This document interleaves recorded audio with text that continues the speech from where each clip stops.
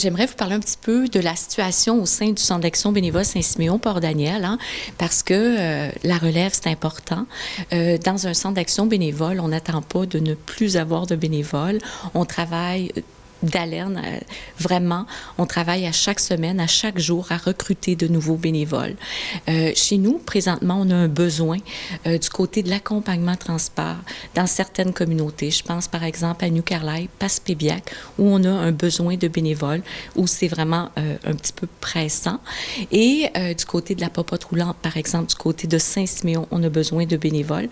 Du côté au niveau du répit pour les nouveaux parents qui viennent d'avoir un petit bébé, tout ça, on a le répit gardiennage par le biais du Petit Bonheur. Et là aussi, on aimerait recruter de nouveaux bénévoles.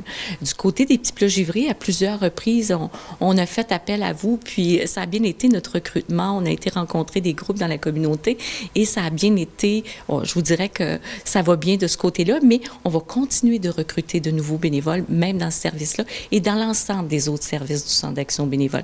Donc, des gens qui nous écoutent présentement et qui auraient peut-être 1 heure de leur temps par semaine, 1 heure ou 2 semaines, ça peut faire une différence dans la vie de quelqu'un. Donc, c'est de nous contacter et Madame Garand, qui est chez nous, Lisa Garand, à la gestion responsable des bénévoles, va les accueillir et va leur présenter le processus pour devenir bénévole.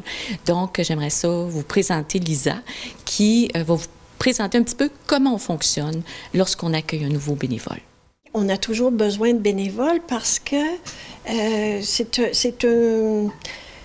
continu dans le sens que comme on a tellement à cœur que les gens viennent ici, se sentent bien, se sentent libres de faire les heures de bénévolat qu'ils veulent.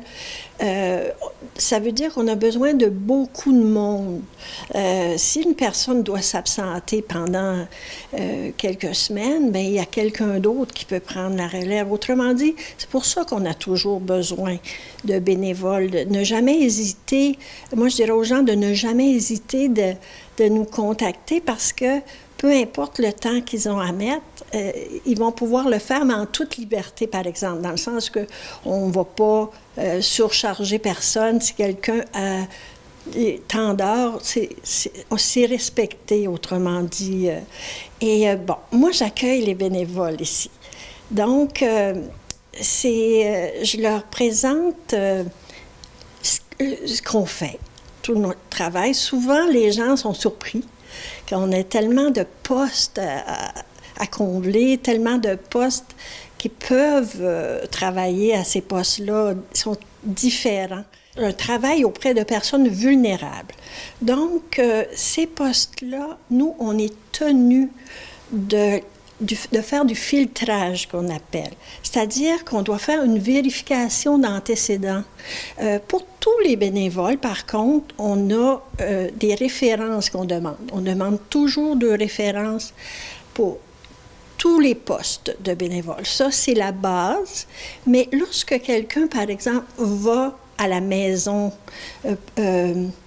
accueille une personne dans son auto, va la conduire à un rendez-vous médical, là, on entre dans un autre type de poste qui est un travail avec des personnes vulnérables, c'est-à-dire qu'elles sont seules avec. Donc, à ce moment-là, nous, on est tenus de vérifier les antécédents judiciaires pour ces personnes-là. Ça, je tiens à le dire parce que maintenant, tous les nouveaux bénévoles doivent passer par ce filtrage-là.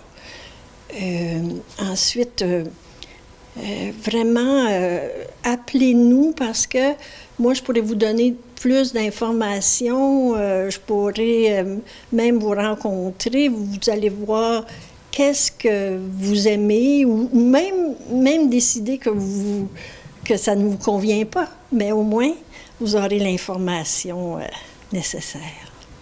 Puis les gens intéressés, ils peuvent vous rejoindre comment? Ici, au Centre d'action bénévole, 418-752-5577. Demandez pour Lisa Garand, puis je vais prendre rendez-vous.